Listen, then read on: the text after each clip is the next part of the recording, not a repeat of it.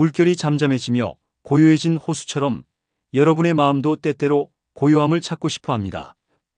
그런데 삶 속에서 우리는 얼마나 자주 감정의 소용돌이에 휩싸이곤 하나요? 특히 화라는 감정은 우리의 일상에 순간적인 강렬함을 불러일으키며 때로는 모든 것을 뒤흔드는 결과를 낳기도 합니다. 여러분은 최근에 화가 치밀어 올랐던 순간이 있었나요? 그 감정이 지나가고 난 후 무엇이 남았는지 떠올려 보세요. 어느 날 한 제자가 부처님을 찾아와 깊은 고민을 털어놓았습니다. 스승님, 저는 화가 나면 참을 수가 없습니다. 그 감정이 치밀어 오르면 제 자신을 잃어버리고 나중에 깊이 후회하게 됩니다. 부처님은 조용히 미소 지으며 제자를 데리고 숲속의 맑은 연못으로 안내했습니다. 이 연못을 보아라.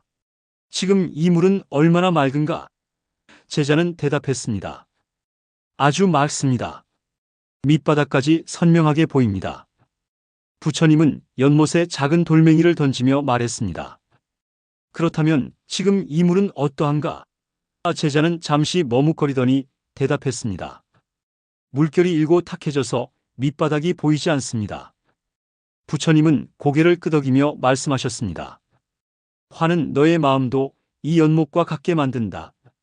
감정이 일어나면 마음은 혼탁해져 본질을 볼 수 없게 된다.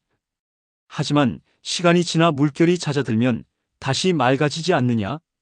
화도 그러하다. 그러니 화가 날 때는 연못처럼 잠시 기다리라. 우리의 삶 속에서도 이와 같은 지혜를 적용할 수 있습니다.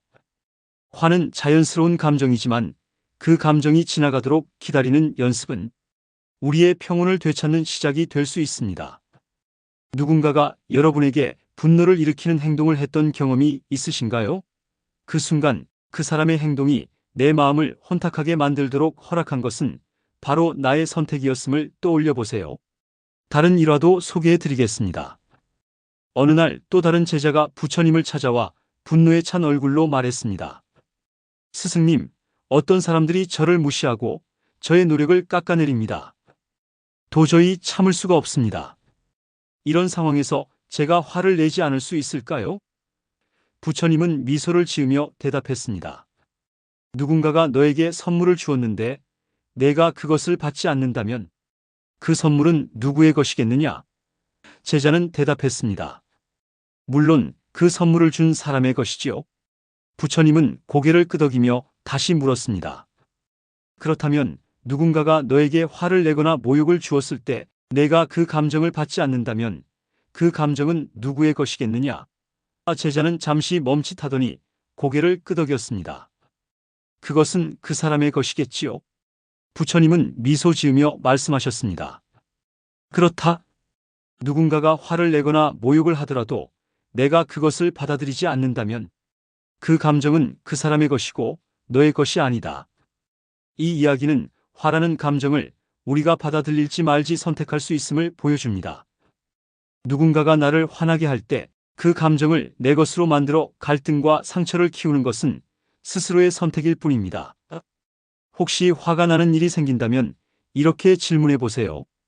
이 감정을 내가 굳이 받아들여야 할까? 현대적인 사례도 하나 이야기해 보겠습니다. 한 중년 남성이 카페에서 커피가 늦게 나오는 것에 화를 참지 못하고 종업원을 향해 큰 소리로 불평을 하기 시작했습니다.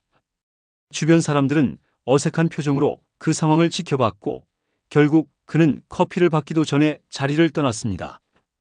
그런데 같은 상황에서 한 중년 여성은 조용히 책을 읽으며 커피를 기다렸습니다. 종업원이 뒤늦게 커피를 가져다 주며 사과하자 그녀는 미소 지으며 말했습니다. 괜찮아요. 바쁘신데 고생 많으시네요. 똑같은 상황에서도 우리는 화를 선택할 수도 있고 평온을 선택할 수도 있습니다. 우리는 종종 세상을 내 뜻대로 조율하고 싶어 하지만 세상은 늘 우리의 기대와 다르게 흘러갑니다. 부처님께서는 화라는 감정을 다루는 법을 통해 우리의 마음속 평화를 지키는 방법을 일깨워 주셨습니다. 화가 나면 바로 반응하지 말고 한 박자 쉬어가세요. 그리고 상대방의 입장에서 상황을 바라보며 화가 나에게 어떤 영향을 미치는지 깊이 생각해 보세요. 현명함은 연습을 통해 길러지는 것입니다. 여러분은 지금 어떤 선택을 하고 싶으신가요? 어느 날 부처님과 제자들이 한 마을을 지나고 있었습니다. 그 마을에는 부처님의 가르침을 탐탁지 않게 여기는 농부가 있었습니다. 그는 부처님을 보자마자 화가 나 소리를 질렀습니다. 당신은 왜 우리 마을 사람들에게 아무 쓸모없는 가르침을 퍼뜨리는 겁니까? 사람들은 당신 말을 듣고 일도 하지 않고 게으르게만 살고 있습니다. 그의 목소리는 점점 격해졌고 부처님을 향해 온갖 모욕적인 말을 퍼부었습니다. 부처님의 제자들은 그 모습을 보고 참을 수 없는 분노를 느꼈습니다. 한 제자는 당장 농부에게 따지려 했지만 부처님은 손을 들어 그들을 제지했습니다. 부처님은 농부에게 다가가 부드러운 목소리로 대답했습니다. 당신의 의견을 들으니 참으로 흥미롭습니다. 하지만 제 말을 듣는 사람들 모두가 게으르게 사는 것은 아닐 것입니다. 혹시 더 자세히 이야기해 주시겠습니까? 농부는 부처님의 태도에 잠시 당황했지만 여전히 화를 참지 못하고 자리를 떠났습니다. 부처님은 제자들을 향해 미소 지으며 말씀하셨습니다. 만약 누군가가 내게 돌을 던진다면 나는 그 돌을 주워서 돌려주지 않을 것이다. 그 돌은 나를 다치게 할 수 없으니 나 역시 그것에 반응하지 않는 것이다. 부처님의 말씀 속에는 중요한 교훈이 담겨 있습니다.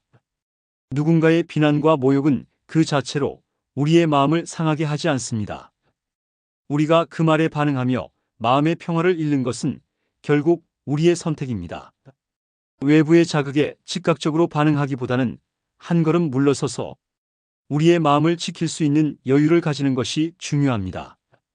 또 다른 이야기를 해보겠습니다. 한 청년이 지하철에서 자리를 양보하지 않는 젊은이를 보고 화가 치밀었습니다. 그는 속으로 요즘 젊은 사람들은 왜 이렇게 예의가 없는 걸까? 라고 생각하며 하루 종일 그 상황을 곱씹었습니다. 그러나 정작 그 젊은이는 전날 밤늦게까지 일을 하고 지친 몸을 겨우 이끌고 있었던 것입니다. 우리는 종종 상황의 전후 사정을 모른 채 스스로의 해석으로 감정을 부풀리곤 합니다.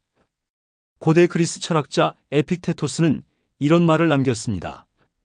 우리를 괴롭히는 것은 사건 그 자체가 아니라 그 사건에 대한 우리의 생각이다. 이 말은 우리가 화를 느끼는 근본 원인을 돌아보게 만듭니다. 누군가의 행동이 나를 화나게 한다고 느낄 때 그 행동이 진정 나를 불행하게 만든 것인지 아니면 내가 그 상황을 어떻게 받아들이느냐가 더 큰 영향을 미쳤는지를 생각해 볼 필요가 있습니다. 화라는 감정은 물결처럼 일어났다 사라지는 것이 자연스러운 법입니다. 그러나 그 물결을 붙잡고 있느냐, 흘려보내느냐는 우리의 선택입니다. 화라는 감정이 우리의 몸과 마음에 부정적인 영향을 미친다는 사실을 깨닫는다면 우리는 그것을 놓아주는 것이 더 현명한 선택임을 알게 됩니다. 여러분의 삶에서 화가 났던 경험을 떠올려 보세요. 그 감정을 오래 붙들고 있었을 때 그것이 여러분에게 어떤 영향을 미쳤나요? 혹시 그 감정을 흘려보냈다면 더 평온한 결과를 얻을 수 있었을까요? 다음에 비슷한 상황이 닥쳤을 때 조금 더 현명하게 선택하는 연습을 해보는 것은 어떨까요? 이어서 다음 이야기에서는 화와 감정을 다스리는 고대 철학자들의 지혜를 더욱 깊이 탐구해 보겠습니다. 에픽테토스는 또 이런 말을 남겼습니다. 너의 분노를 일으킨 것은 바로 너 자신이다.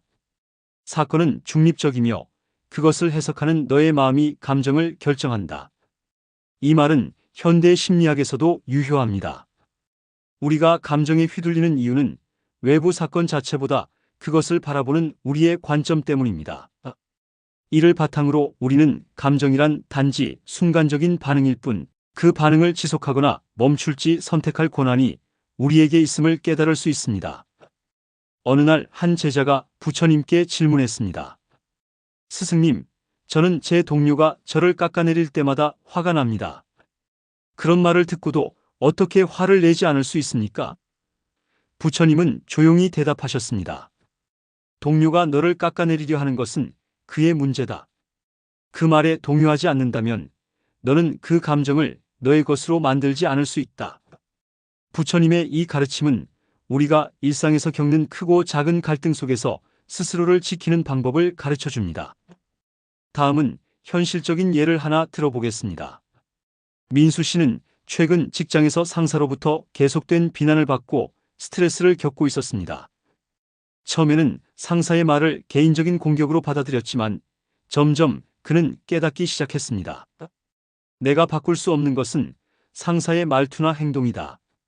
하지만 내가 바꿀 수 있는 것은 그것을 바라보는 나의 관점이다.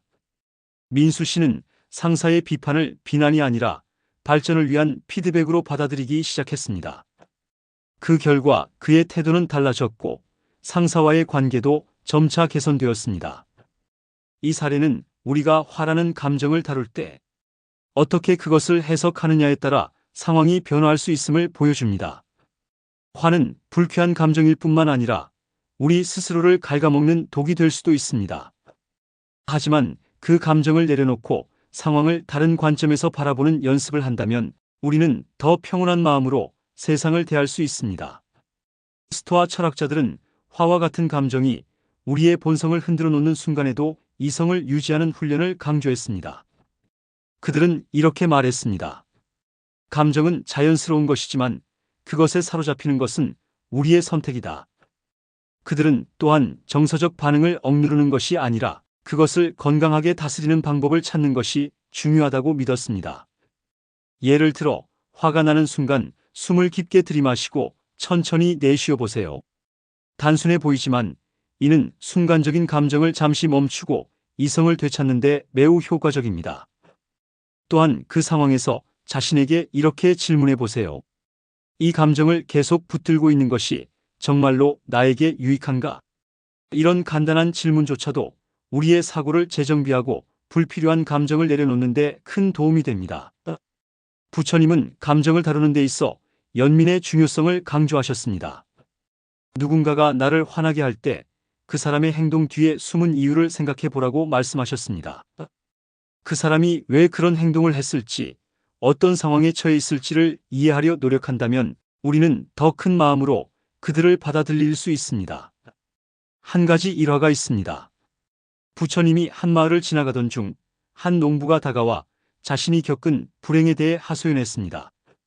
농부는 자신의 소들이 도망가고 밭이 말라붙어 농사가 망한 이야기를 했습니다. 그는 부처님께 이렇게 물었습니다. 스승님, 저는 왜 이런 불행을 겪어야만 합니까? 부처님은 조용히 말씀하셨습니다. 삶은 늘 너의 뜻대로만 흐르지 않는다. 내가 통제할 수 있는 것은 오직 너의 마음뿐이다. 우리의 삶에서도 마찬가지입니다. 때로는 모든 것이 뜻대로 되지 않는 상황에서 화가 치밀어 오를 수 있습니다. 하지만 그 상황에서 우리가 어떻게 반응하느냐가 우리의 평온을 결정합니다. 화라는 감정은 마치 순간적인 불길과 같습니다. 그 불길을 키울지 아니면 꺼트릴지는 우리의 선택입니다. 다음 장에서는 감정을 다스리는 고대 철학자들의 지혜를 일상에서 실천하는 방법에 대해 더 깊이 다루겠습니다. 어느 철학자가 말했습니다. 분노는 이성이 침묵할 때 가장 먼저 입을 여는 감정이다. 이는 화가 나면 우리가 왜 이성적 판단을 잃고 감정에 휩싸이게 되는지를 잘 설명해 줍니다. 그러나 이성과 감정은 반드시 대립하는 관계가 아닙니다. 이성은 화라는 감정을 다스릴 수 있는 도구이기도 합니다. 부처님의 일화 중 하나를 소개하겠습니다. 어느 날 한 제자가 찾아와 물었습니다. 스승님, 저는 화가 나면 그것을 억누르려고 애쓰지만 결국에는 터져나오고 맙니다. 어떻게 하면 화를 완전히 없앨 수 있겠습니까? 부처님은 조용히 대답하셨습니다. 화는 없앨 수 있는 것이 아니다. 그것은 우리의 본성 중 하나이다. 하지만 화를 다스리는 방법을 배우는 것은 가능하다. 화는 바람과 같아서 완전히 멈추게 할 수는 없지만 방향을 바꾸어 그것이 해를 끼치지 않도록 할 수 있다.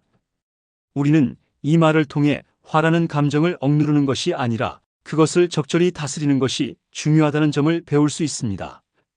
억누르려고만 하면 그 감정은 더 큰 폭발로 이어질 가능성이 큽니다.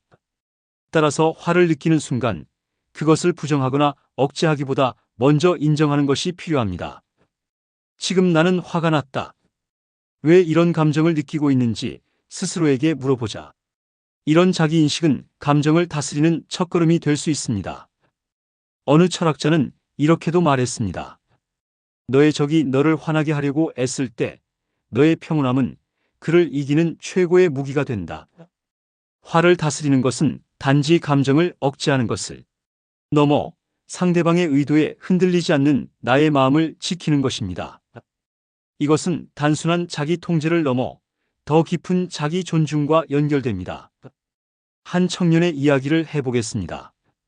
이 청년은 항상 직장에서 동료들의 말에 쉽게 화를 냈습니다. 동료들이 무심코 던진 농담조차 그를 불쾌하게 만들었고, 그로 인해 그는 인간관계에서 많은 어려움을 겪었습니다. 그러던 어느 날 그는 화가 나서 한 동료와 크게 다투게 되었고, 그 일이 계기가 되어 상담사를 찾아갔습니다. 상담사는 그에게 이렇게 물었습니다. 왜 동료들의 말이 당신을 그렇게 화나게 합니까? 청년은 잠시 멈칫하다가 대답했습니다. 그들이 나를 무시한다고 느꼈기 때문입니다. 상담사는 고개를 끄덕이며 말했습니다. 그렇다면 당신의 분노는 사실 그들의 말이 아니라 당신의 마음에서 비롯된 것입니다. 당신은 그들의 말에 과도하게 반응하고 있지 않습니까? 그날 이후 청년은 자신의 마음을 돌아보기 시작했습니다. 그는 누군가의 말에 즉각적으로 반응하기 전에 잠시 멈추고 스스로에게 질문하는 습관을 들였습니다. 이 말이 정말로 나를 화나게 할 만큼 중요한가? 그는 점차 자신이 화를 덜 내게 되었고, 동료들과의 관계도 조금씩 나아지기 시작했습니다. 이 이야기는 우리가 감정을 다스릴 때 자기인식과 자기 질문의 중요성을 보여줍니다. 화를 느낄 때 즉각적으로 반응하지 말고 잠시 멈춰보세요. 그리고 이렇게 물어보세요. 이 감정이 내게 어떤 영향을 주고 있는가? 이 감정을 받아들여야 할 만큼 중요한 일인가? 스토아 철학자 마르쿠스 아우렐리우스는 이런 말을 남겼습니다. 내가 어떤 상황에서 화를 내느냐는 나의 선택이다. 세상의 모든 일은 중립적이다. 내가 그것을 환하게 받아들이느냐 아니면 흘려보내느냐는 전적으로 나의 몫이다. 이는 우리의 감정이 우리의 해석에 의해 결정된다는 점을 강조합니다. 우리는 늘 감정을 선택할 수 있는 권한을 가지고 있으며, 그 선택은 우리의 삶의 질을 결정짓는 중요한 요소가 됩니다. 부처님께서도 같은 맥락의 말씀을 자주 하셨습니다. 누군가가 너를 화나게 했을 때 그 화를 붙드는 것은 그 사람의 독을 내 안에 품는 것과 같다. 독을 손에 쥐고 있으면 결국 해를 입는 것은 너 자신이다. 화라는 감정을 계속 붙잡고 있는 것은 결국 자기 자신에게 해를 끼칩니다. 따라서 우리는 그 독을 내려놓고 스스로를 해방시킬 필요가 있습니다. 우리 삶에서 일어나는 갈등은 종종 상대방의 행동이나 말이 아니라 그것을 받아들이는 우리의 태도에서 비롯됩니다. 여러분은 지금까지 어떤 태도로 삶의 갈등을 대하셨나요? 혹시 지금이라도 조금 더 평온한 태도를 선택해 볼 수 있다면 여러분의 삶에 어떤 변화가 찾아올까요? 다음 이야기에서는 부처님의 가르침과 현대 심리학의 방법론을 접목해 화를 다스리는 구체적인 기술을 더 깊이 탐구해 보겠습니다. 다음 4페이지 분량을 작성했습니다. 이후에도 추가 내용이 필요하시거나 다른 요청사항이 있다면 언제든 말씀해 주세요. 현대 심리학에서는 감정을 다스리는 효과적인 기술로 감정 관찰과 명명하기를 권장합니다. 이는 부처님의 가르침과도 연결될 수 있는 방법입니다. 화가 나는 순간 자신의 감정을 외면하거나 억누르기보다는 그 감정을 있는 그대로 관찰하며 이름을 붙이는 것입니다. 예를 들어, 지금 나는 화가 났다. 왜냐하면 내가 기대한 일이 이루어지지 않았기 때문이다. 라는 식으로 감정을 구체화하면 우리는 그 감정의 무게에서 한 걸음 물러날 수 있습니다. 한 심리학 연구에서는 화를 느끼는 순간 자신의 감정을 명확히 인식하고 이름을 붙이는 것만으로도 뇌의 스트레스 반응이 감소한다는 결과를 발표했습니다. 이는 우리의 뇌가 감정을 객관적으로 인식하면 감정에 따른 자동 반응에서 벗어나 이성을 발휘할 여유를 가질 수 있음을 보여줍니다. 화가 날 때 스스로에게 질문을 던져보세요. 내가 느끼는 이 감정은 어디에서 비롯된 것일까? 그것은 내게 얼마나 중요한 문제일까? 이런 과정은 우리의 감정을 다루는 능력을 강화시킵니다. 한편 부처님의 가르침에서 우리는 화를 다스리는 중요한 원칙 중 하나로 연민의 마음을 발견할 수 있습니다. 연민이란 단순히 상대방을 동정하는 것을 넘어 그들의 고통을 이해하고자 하는 마음을 말합니다. 누군가가 여러분을 화나게 했을 때 그들의 행동 이면에 숨겨진 사연을 생각해 보는 것은 어떨까요? 그들이 왜 그런 행동을 했는지에 대해 깊이 이해하려고 노력하면 화는 점차 연민으로 전환될 수 있습니다. 일상생활 속에서 쉽게 적용할 수 있는 방법 중 하나는 상대방을 판단하기 전에 혹시 이 사람이 이런 행동을 한 이유가 있을까? 라고 스스로에게 묻는 것입니다. 예를 들어 교통체증 속에서 끼어들기를 한 운전자를 보고 화가 날 때 그가 어쩌면 급하게 병원에 가야 했을 수도 있다고 상상해 보는 것입니다. 이렇게 생각하면 우리의 화는 더 이상 유지되지 않을 가능성이 큽니다. 또한 감정을 다스리는 데 있어 중요한 기술 중 하나는 대안적인 관점 갖기입니다. 에픽테토스는 사건 자체는 중립적이며 우리의 해석에 따라 긍정적이거나 부정적으로 느껴진다고 말했습니다. 이는 우리가 매 순간 대안을 선택할 수 있는 자유를 가졌다는 것을 의미합니다. 우리가 화를 느끼는 상황에서도 그것을 다르게 바라보는 연습을 해보세요. 예를 들어 비판적인 피드백을 받았을 때 그것을 모욕으로 받아들이기보다 나를 성장시킬 기회로 여기는 것입니다. 최근 한 연구에 따르면 긍정적인 재해석을 자주 사용하는 사람들은 그렇지 않은 사람들에 비해 더 낮은 스트레스 수준과 높은 심리적 안정감을 경험한다고 합니다. 이는 우리의 마음이 어떻게 상황을 바라보느냐에 따라 삶의 질이 크게 달라질 수 있음을 보여줍니다. 부처님의 또 다른 일화로 돌아가 보겠습니다. 어느 날 부처님께서 한 마을에서 설법을 하고 있을 때 한 남자가 다가와 소리쳤습니다. 당신이 말하는 가르침은 아무 쓸모도 없습니다. 당신 때문에 사람들이 게으르고 방탕하게 됩니다. 그는 부처님을 향해 온갖 모욕적인 말을 퍼부었습니다. 부처님은 그의 말을 가만히 듣고 계셨습니다. 남자가 잠시 숨을 고르자 부처님은 미소를 지으며 말했습니다. 만약 누군가가 나에게 선물을 주었는데 내가 그것을 받지 않는다면 그 선물은 누구의 것이겠습니까? 남자는 당황하며 대답했습니다. 그야 물론 선물을 준 사람의 것이지요. 부처님은 고개를 끄덕이며 말씀하셨습니다. 그렇다면 누군가가 나에게 모욕과 비난을 던졌을 때 내가 그것을 받지 않는다면 그 모욕은 누구의 것이겠습니까? 이 짧은 대화는 화와 감정이 결국 우리의 선택에 달려 있음을 잘 보여줍니다. 이와 같은 가르침은 현대인들에게도 유효합니다. 우리는 매일 누군가의 말이나 행동으로 인해 화가 나고 상처를 받습니다. 하지만 그 순간 그 감정을 받아들이지 않는 연습을 해보세요.